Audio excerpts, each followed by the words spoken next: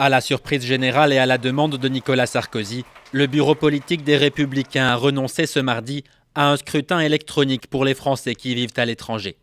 Le vote pour la primaire devrait donc se faire avec des bulletins papier, une décision inapplicable pour Thierry Mariani.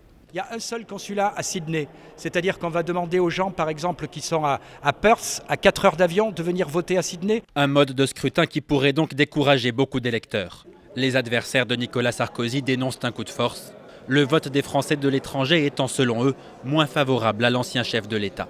Si ce choix devenait définitif, alors là oui, là je dirais il y a calcul politique. Mais les deux camps se renvoient la balle. Daniel Fasquelle, qui soutient Nicolas Sarkozy à la primaire, affirme lui que les règles n'ont pas changé.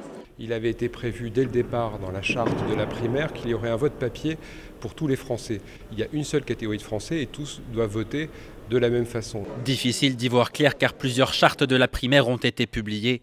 Dans le camp de Nicolas Sarkozy, on renvoie les candidats à leurs responsabilités en soulignant que beaucoup n'étaient pas présents hier lors du vote. On ne va pas attendre que monsieur untel ou madame untel décide de venir ou de ne pas venir en fonction de son agenda.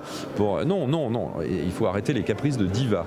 Un nouveau bureau politique des Républicains doit se tenir dans 2 semaines. La question du vote des Français de l'étranger devrait y être définitivement tranchée.